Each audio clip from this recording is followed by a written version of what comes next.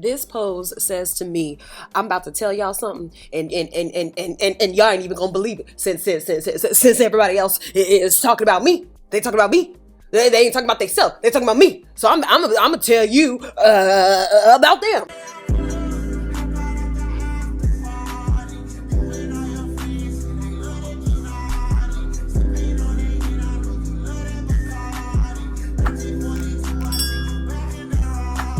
Oh, Scrappy. You know what Scrappy remind me of? He remind me of a little boy who don't like getting in trouble. And as soon as he get in trouble, he's ready to tell what his brother or sister or cousin did, or whoever is the other little kid with him. He's like, oh, because they was eating ice cream sandwiches while everybody else was asleep over it, and didn't nobody get him a whooping. That is the energy that he gives me. Anyway, what's up, my friends? Welcome back once again to the Just Case and Brand. I am your homegirl, your prima, your tia, your cousin, your friend. I like to be whatever you need me to be so that when you come on over to the channel, you can unwind, you can laugh, you can have a good time. Please make sure you like, comment, and subscribe to my channel. I so appreciate you for even taking the time to be here. We're about to talk about Scrappy. Yep, because I'm sure you've seen this video, right? About somebody that I dated a long time ago that Bam just went and did an interview with and didn't even know it. Who? Amanda Seales. Amanda Seales, she always stand up for the women. But I wonder, did she tell Bam that she her ex-husband? With my whole heart, I was like, yeah, stupid. Yeah, that's what we all talking about, is the fact that she knocked you down and you get around. That's what we was laughing about. Because she let a lot of stuff out. She support the women. Amanda support the women. I support Amanda. No, I ain't gonna lie to you. I support Amanda because she stand on a lot of facts that as black people, we gotta stand on.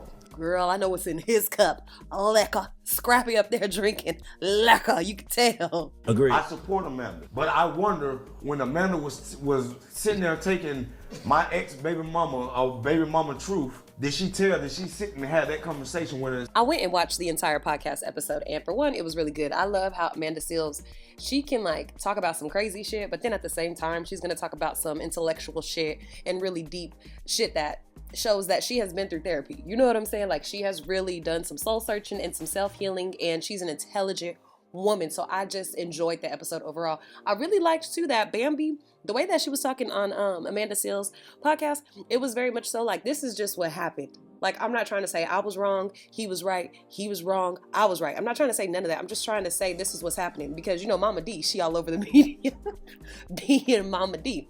So Bambi literally went on Amanda Seales' podcast, and right out the gate, like within the first minute, Amanda Seales was like, so girl, what brought you over here? And Bambi like, girl, because I need to talk about this nigga, and I need to talk about this divorce because he all out here lying and shit, and I need to speak my truth. So I pulled out some highlights because I was like, this Scrappy, you get mad at somebody for saying what's going on their side of the world. You doing the exact same thing. Like, this is... You can't get mad at her for saying how she feels. That's what it is. You cannot get mad at her for that. I know you ain't really been watching all this stuff. I don't. But people have been like going, okay, my mother-in-law, right? Mm-hmm. I'm suing her for defamation of character because she just literally said 2 days ago that I used the fake ID when I went to jail and gave them the wrong age. And she's just making a big thing out of. So, yeah, let's just... Girl, if I could give you any type of advice, look at the nigga's family. Look at his family, his parents. What is his parent structure set up like? What kind of childhood traumas did he have? Like, look at all that shit before you decide to lock in with a dude, because those childhood traumas, those lack of parents, those lack of whatever in their childhood, oh, that shit is gonna show up in the relationship. And you got to decide, is this something that I even want to give my time and attention to? Is this something I even want to give my energy to? I feel like a man like Scrappy, he need a mama wife. And I've said that before. He need a mama wife or a mama girlfriend. He needs somebody to come and pick up the pieces for his mama, because he's not healing himself. He ain't figuring out how to grow up the little boy in him. He's just lashing out. So always do your background history on these niggas before you lock in, so you don't get a Mama D or a Carlissa. Yeah. Okay. Yeah, I know that's a lot to... Can't we all get along? No, we cannot, ma'am. Okay. We are suing people. Yeah. Yeah. We're suing family. Yeah. That's and it's bad because, again, like, I pride myself on just being out the way, staying out the way. Mm-hmm. And with everything that's going on right now, they're making it impossible for me to stay out the way. I'm like, I didn't really have time to like grieve, you know what I'm saying? Like, because even though I did want the divorce and I wanted, like, it's still like, you know, my family is just. No, I was talking to my sister about this the other day because we were talking about how like your purpose can change on your way. Well, not even your purpose. Your goal can change. Your want, your desire, your dream can change. And sometimes you have to grieve what was lost or what you didn't get to fulfill. Like, for example, me, okay, so y'all know my baby, he's resting up in heaven, right? I had to grieve not just the loss of the child, but also the loss of the unknown of who he could have been in order to make room for the healing. So like when it comes to grieving, you could grieve the loss of a relationship, the loss of a friendship, the loss of a dream. You could grieve all that type of shit. And it's good for you to grieve it because you're making room for something new and you're officially letting go of whatever wasn't for you. You know what I'm saying? So yeah, I just want to say that part real quick. You can, two things can be true at the same time. Like you can know that something is the right thing, but also grieve that it was the wrong thing. Absolutely. Right? Like, cause that's the part that sucks. You like, I know this is what's supposed to happen, but it sucks that this is what's supposed to happen. Yeah. For divorce, I was trying to keep things very like quiet. I just wanted to get it over with. And then as soon as the show started, the woman that he like cheated on me with, I heard that he was like bringing her on the show. What immediately popped into my head is, what if he's sitting up here selling these hoes dreams, like his ex is being like, I could put you on, I could put some money in your pocket. I got this reality TV show I'm doing if you want to, you know, because I'm here for you. I care about you, girl. So if you want to get on the show with me, nigga, excuse me, you got children and a wife at home. And whether y'all was together or not, you know what I'm saying? You still have a commitment to this lady. You ain't got no damn divorce. Carry your ass on down to the house and figure out how y'all gonna make that shit work instead of being with Diamond. Because that's who y'all know who that's who he was with anyway. So at that point, I was like, okay, well, we're going to have to talk about this now, because at first I wasn't planning on even addressing the fact that he cheated or who he cheated with. I was just going to leave it alone and keep it moving. So he brought the girl on the show, and then, you know, he brought his baby mama on the show, and I just started being like attacked in the midst of like going through a divorce. So like all these women, including his mom, you know, they just started coming out the woodworks, just like about Scrap. Like when I first met him, I admired the fact that he didn't hold grudges against people. He would tell me like some crazy things that people had done to him, and you know, over the course of his life, and he would see these people and be cool with them and all this. And I'm like, wow, like I should be more like that. But over time, I was just like, you just ain't got no boundary. When she said that, I said, girl, ain't that the problem with a lot of people? They don't know how to identify who the healthy and unhealthy people are in their life.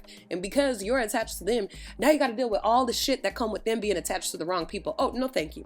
You got to learn how to develop boundaries. I'm saying, so you let people do all this to you, and then you just, you know what I'm saying, you invite them back into your life.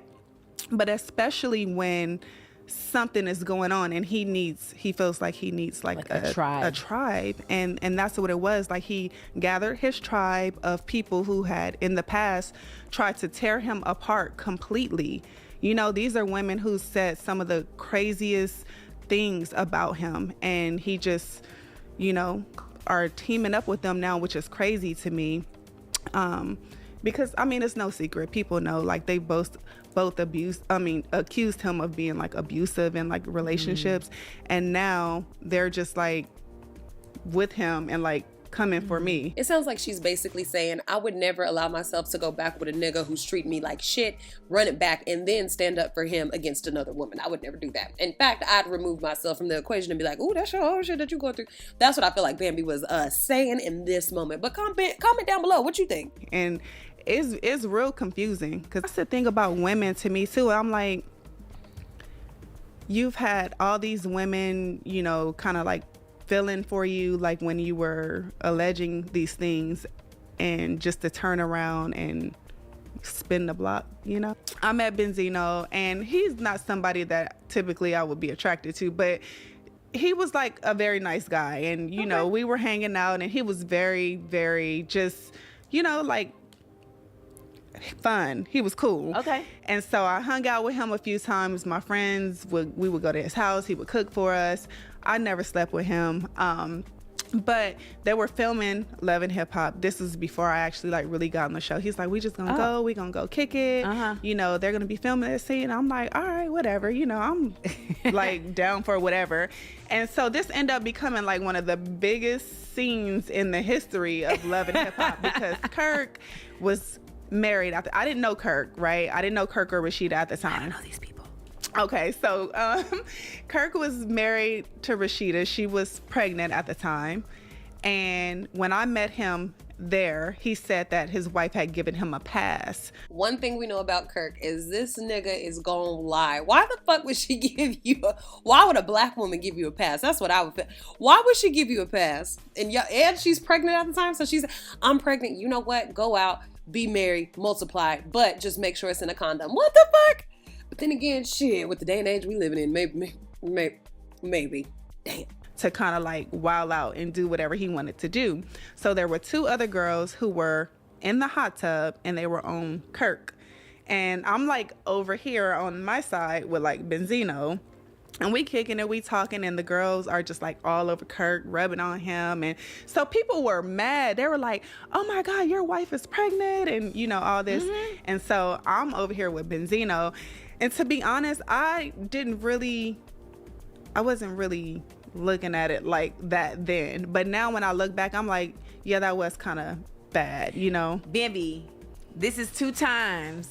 I mean, not that that's a lot, but you be in the wrong place at the wrong time. Oh, I've been catching strays for years, and they just coming back to back these days. But yeah, I was in the wrong place at the wrong time. You know, if I could do it again, like the part about Benzino, like whatever. Like we were both single, we were just hanging out, but just being in that environment with the man who was married and his wife was pregnant, yeah, that was a bit much. I truly feel like I could respect that. She's owning up to her mistakes. I feel like I could truly respect that. She's owning up to her mistakes. She's saying, I know where I went wrong at. I know what it looked like. Even if I wasn't on that type of time, it still looked fucked up because he had a pregnant wife at home and he's a married man. And I'm over here just kicking it in a fucking hot tub. Yeah, this don't look right. And I could own up to that. Most women will be like, I mean, well, he shouldn't be here. He shouldn't be doing this. He shouldn't be doing... Bitch, have some morals. But Amanda did respond back to Scrappy for saying that slick shit he said. Every day. Using my platforms for the purpose of empowerment and upliftment, information sharing, community building. So I'm over here minding my business and my name floats over to me. Let's discuss. So when this former rapper, now reality show cast member, threw my name out in a podcast, I thought to myself, is this something I even want to address? I am Amanda Seales. I always address things. Do not reflect your emotional unintellectualism and insecurity onto me and Bambi. Start out by saying you're using too many big words for this nigga. These words is gonna go over his head. Now, when you give back a rebuttal, you got to do it in the language he understands. A, B, C, D, E, F, G. You can't be using all these big words. Secondly, I love how she did that. Palestine, the flag, perfect opportunity to get some support their way and some eyes their way. And I just love the read. She didn't call him a superstar rapper, a superstar reality TV show. She said a rapper and a reality TV cast member. I know that's right. I know that's right. And that's why Scrappy had to say what he had to. Out somebody that I dated a long time ago that Bam just went and did an interview with and didn't even know it. Who? Amanda Seales. Amanda Seales, she always stand up for the women. But I wonder, did she tell Bam that she her ex-husband? because she let a lot of stuff out. She support the women. Amanda support the women. I support Amanda. No, I ain't gonna lie to you. I support Amanda because she stand on a lot of facts that as black people, we gotta stand on. Agreed. I support Amanda, but I wonder when Amanda was sitting there taking my ex baby mama truth, did she sit and have that conversation with her?